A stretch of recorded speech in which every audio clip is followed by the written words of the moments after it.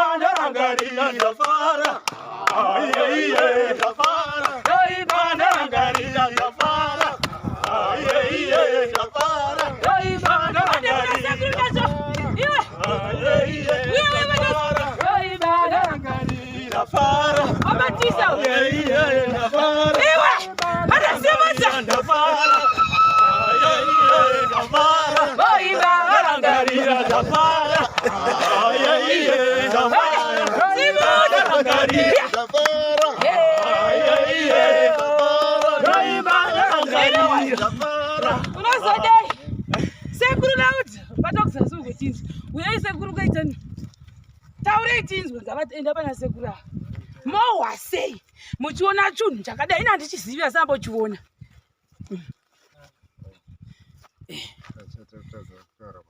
wakufara gatati uyataura kana wanga upedza uyotaura ndafara nezvandaona nhasi iyo chinombonzichike ichochi ameno chakanaka mozviona here pamuri apa paduku chembere mwana wazukuru akatera apa vachakomenda alright. Saka guys, muzuva ranhasi tikuhwakufara because tashanyigwa ndoti vatete ndoti vakoma ndoti chii zvese ikoko namedhem vedu namedhem avo vachazviintrodusa kuti vanonzi ani uye chii chavatiunzira muzuva ranhasi. Sekuru avo mumaziva makamboona mavideo ndosaka tingahambobatawo sekuru ava mumaziva zvakare takambovadhocumenta saka tangovati aivo ngavange vangoripo saka uya padhuze nefesi yavo vataure kuti ivo vanonzi ani. Ini ndoitwa Mai Musuka, ndini dangwe raMary Kaitano. Inini ndoitwa Mrs Papaya, ndini second born yaMary. Ichi chatauya nacho ichi chinonzi chicommentary Plaque. Chakanyorwa icho kuti St Mary's Chapels Chiwaka Village, Karonga Ward, Suswe Mudzi District.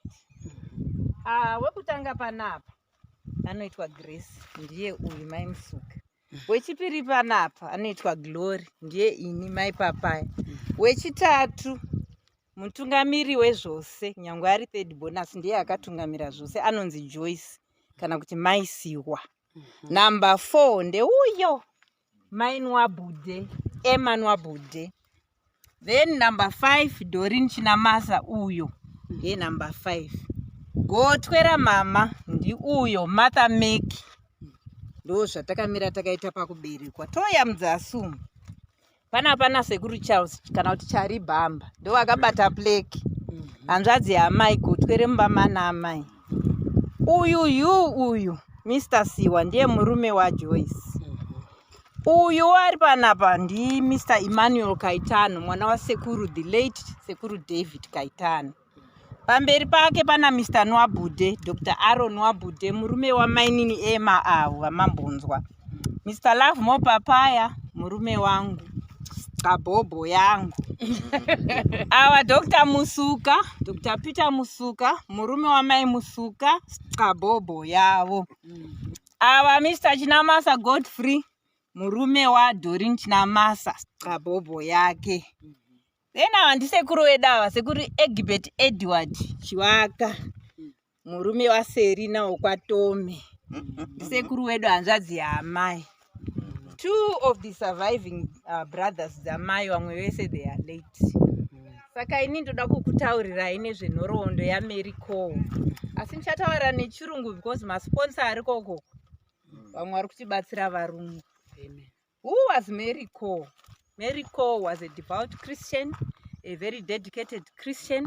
At one time, Mary Cole decided to pay for the salary of the pastor who was here at Karonga district. When people could not pay that pastor, she paid for that pastor for a whole year. So you can imagine what kind of dedication it was. And Mrs. Mary Cole was a strong and prayerful woman, a strong woman of God who taught us all how to pray. I think this is why we have come this far. And we say Ebenezer, that's far we have come because of our prayerful mom. In her prayers, she had visions that she was one day going to build a church. But before that, her mother also was a visionary. She would also dream of building a church. She tried and failed. Mommy tried to build a church and failed by herself. At one time, she collected some money with a fellow churchgoers here, tried to build the church, but it didn't take off. But as her children, we had it in our minds that our mom always had a vision to build a church. So what happened was, at one time she was living with Joyce, with this one in England, and she was going to church wherever Joyce was going. So one day as they were speaking, she decided to talk to the ladies and all the people there that she wanted to build a church, but she didn't have the money. And she kept wondering, why was she having visions of building a church when she was so old, she was no longer working, and she didn't have the money. So eventually what happened is those people decided to collect some money. So before she died, she knew that there were people starting to collect some money for the purposes of building a church. So when she passed on eventually, Sister Joyce, the one who comes after me, decided to collect those funds together, and we started a foundation called the Mary Cole Foundation. So Joyce, spearheading the idea, the legacy of our mother, she spoke to my sister Grace, the eldest. No boss now, even if she's a lady, she is our boss. We consider her as Mkoma Grace, and whatever she says goes. So with Mkoma Grace and Joyce and ourselves, we rallied together, the 6 of us. Our mother did not have any boys, so this is our boy. This is the boy in the family, because whatever she commands, believe me, it happens. So we started working together. Mkoma Grace at the helm, Joyce at the helm of the financial side, Mkoma Grace at the helm of the implementation side. So we decided to build this church in honor of our mother Mary.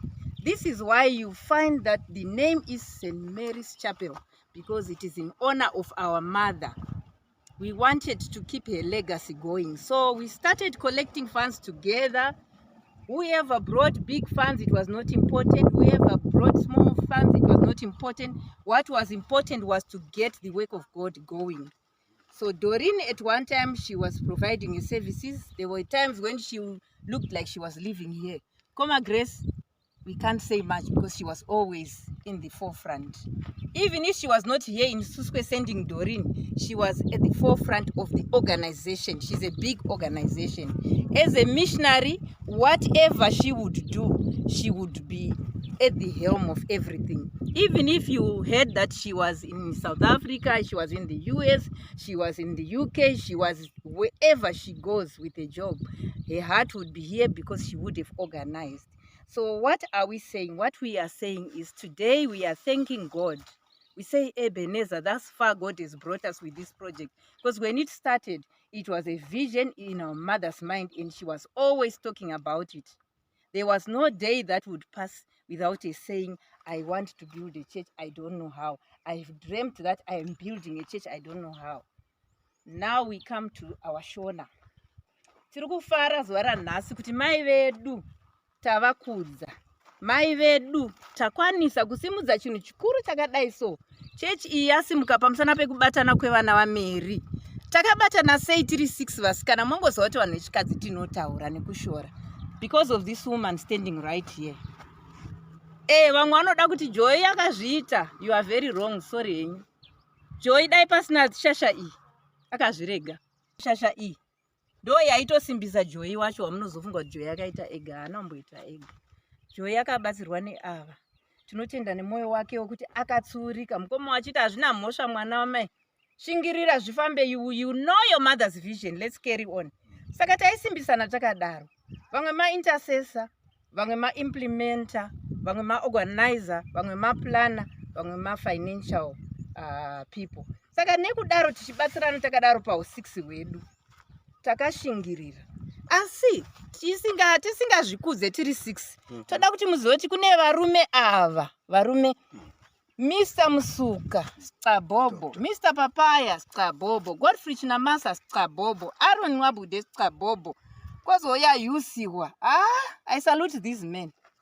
There were times when taingoti sister akwenda zonzora itenda kana nhasi nini kwangu ndangosiya ndati ndakwenda. Imunoziva kuti pamba pemunhu panenge pane zvekuita. Asi varume vedu vaitibvumidza zvese zvataita vachitibvumidza. Ndichizoda futi kuti nditende vana sekuru Edward nasekuru Charles. Hapana musi watakangoti toda kuita zvakati vakati vamwana sekuru vane nhongwa tikadai pasina checha. But zvese zvataitaura vaingotendera, itai vazukuru nanhasi tinavo pano sekuru. Saka toda kuti Mwari azovaitire zvakanaka nemhuri dzavo. Chida kutenda Mwari nepatasvika chiti chechi iyoyi munamato wedu sefamily tiri pa6 wedu nevarume vedu. Munamato wedu unoti Mwari itai kuti iyoyi chechi yavakwa kudai yakanaka kudai izokomborera vazhinji. Wese anouya pana ane chichemo azobva akapindurwa. Taramba kuti chechi iyoyi izotadza kuzara. Nekukura kwayo ngaizozara. Ichizara nevanhu vanoda Mwari. Nekuti Mwari variko uye Mwari ngavanamatwe, Mwari ngavarumbidzwe. Tikasanamata kwatakuenda kwakumagumo kwenyika, munoziva zvirwere zvese zvakanzi zvichauya, zvirwere zvisingarapike zvakauya. Saka ini ndinoti kwamuri mese, mabhiridha mukuita basa rinoshamisa. Mwari vakuitirewo zvakanaka nemhuri dzenyu. Munazopindawo muchechi iyoyi muchinamata, musagume nekungovaka chete. Nemi vasista Shama, musagume nekungovaka chete. Toda kuzokunzwa kuti nemo muri kupindawo chechi iyoyi. Mazvita henyu. Amen. Okay, toda kumboimba turyo pamai wedu. Sondakataura nechipiko changu, ndinonamata iwe mubatsiri wangu. Handizotyi kukundwa kuti muri pedyo, chivai neni tenzi mundidzivirire. Chivai neni tenzi mundidzivirire. Zviro zvekugarika zviri kutambudza. Zviro zvekugarika zviri kutambudza. Ndinotya mhandu dzangu dzakawanda kwese. Chivai neni tenzi mundidzivirire. Chivai neni tenzi mundidzivirire. Tisasimuke baJesu anouya. Tisasimuke baJesu vanouya. Tisasimuke baJesu vanouya. Tisasimuke baJesu vanouya. Okay, rumbo rwaidiwa namai vedu rwaivasimbisa pakunamata. Rumwe rwavaizoimba futi nderekuti ndiri mai ndine basa guru, ndibatsire kuchengeta mhuri yangu. Amen. Hey.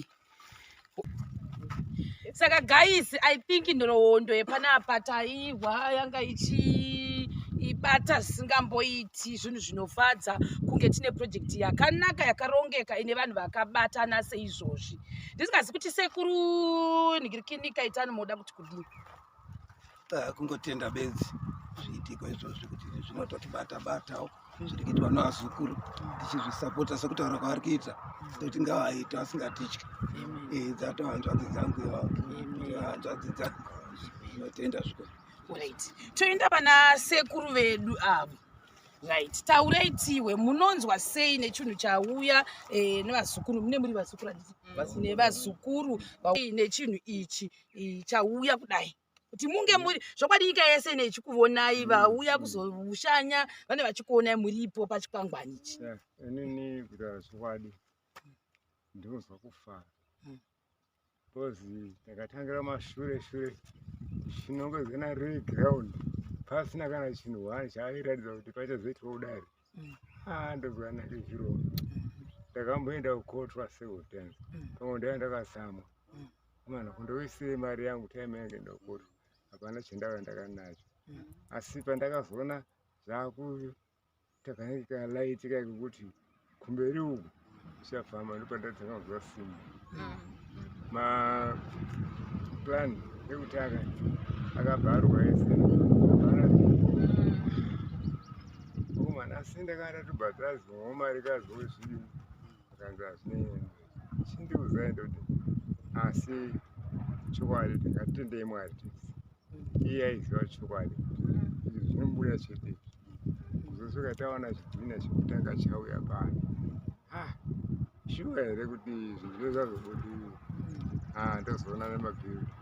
Ndazoona zvatanga kucherwa nebhiru. Yapera. Kuti kusvika ezvinhu zviite zvikupe mabhiru. Wakazoplasta nekuisa floor. Asi zvingwana zviri kufamba. Iye zvinezvi wesi manje yatasati vanhu vangani mambo wavenga kuti vangani asi basa rese rasimuzwa. Saka izvi zvinodipa kushinga pakunamata kutenda Mwari. Si dambe enda hausi kuti taona pekutambira asi kuti tofanira kutoshinga pakunamata. Tichizoona madinoti Plaque. Amene vamwe vacho takauzoona nhasi kuti takauzoona ndo zvinotoitwa nai munyika mugere vanhu kudai. Saka zvedu ngatitendei Mwari nekuti tendei mazukuru mese nekubarira kwamakaita nekushanda. Kana pane zvadai kutadzira mnazvitiregere. Kana panhamo yaamai takataura kuti isusu takakomborerwa. Do you know panogoyiwa nhumbu? Hanzi nana sekuru vavauya kumba kunotora mai patakazonovaviga. Pane masuitcase hobo. Sekuru tingogowanai kamuri 6 masuitcase acho.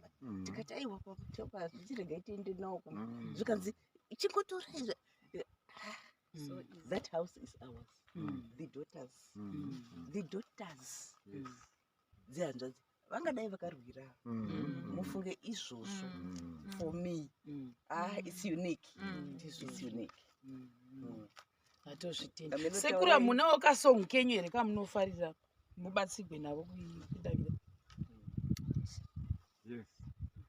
Tatata Iyi manje. Ndinofarira kana ndasvika pakadai. Yem 25. 222. Inotichi. Kana 227. Inotaka ichitichi. Ndoya makabatsirwa kuimba nagogo. Iyo imo makaimba Mwari mubatsiri. Ngatiimba padhuze tise. Iyo Mwari mubatsiri. Sona ndinoda sona. Mwari mubatsiri wedu takarana zvino mudziviriri munamo nebanzanarini zvese zvisa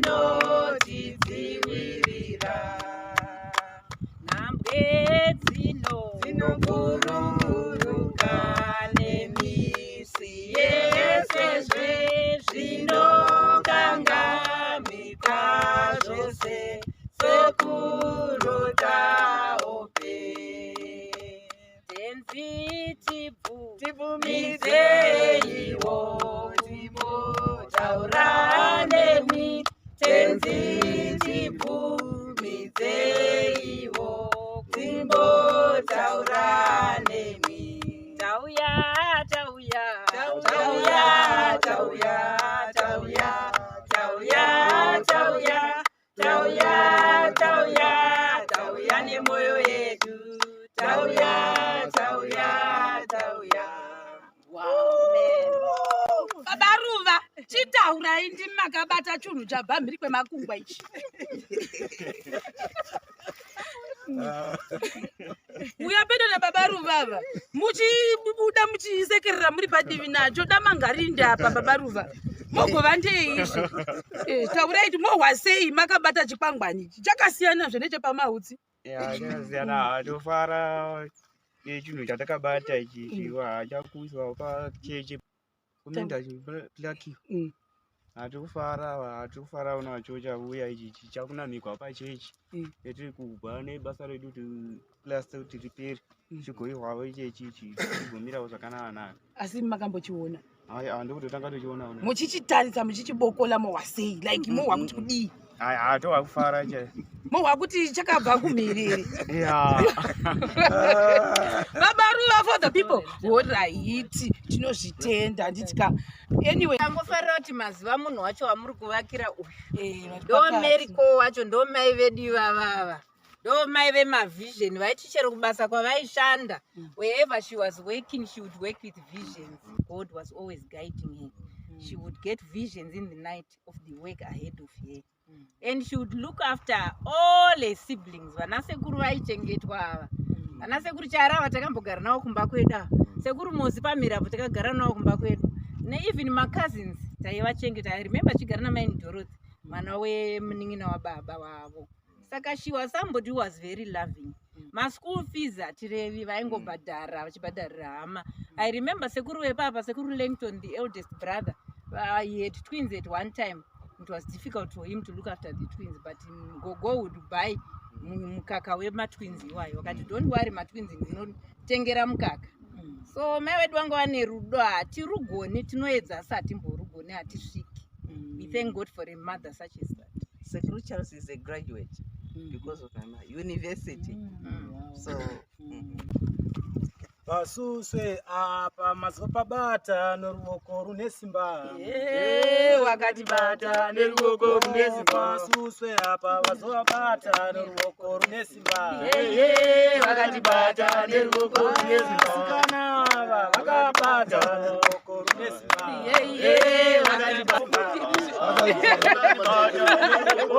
Vasuse apa vakabata neruoko runesimba. Vakatibata neruoko Pati waka vasopabata neruoko runesimba.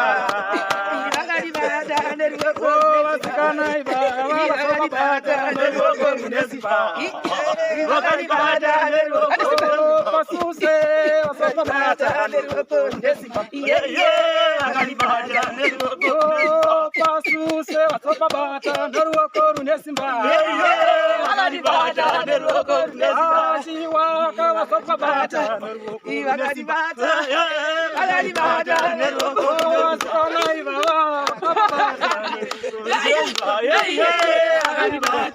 vakabata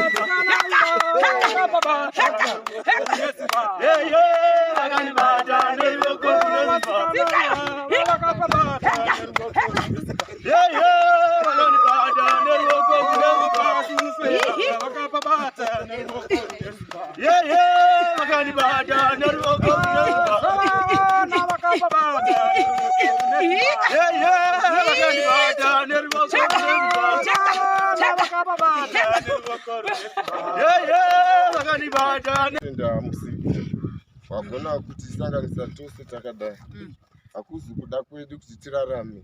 Kuna vamwe vadotisiya panguva ino yatakaungana isi. Kuna vamwe vadodzimigwa upenyu hwavo kuti ofu Saka ini ndoda kufara nekuti tasangana. Amen. Ndichitendawo nemadzisekuru navazukuru nevakaronga kuti chikomendari Plaque chive pano. Mwari ngavarembe vakadaro. Amen. Uye baba ekera baba Chivu. Masera sei ruzhinji rweZimbabwe tiri paSuswe paChiwaka village tinoitigwa kuti paonekere zvisati zvamboitika muSuswe.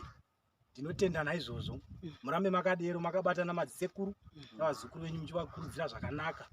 Ndinotenda hangu. Iye uwe nyarara ibaba iye uwe nyarara ibaba iye uwe nyarara kutema nyarara kutema nyarara kutema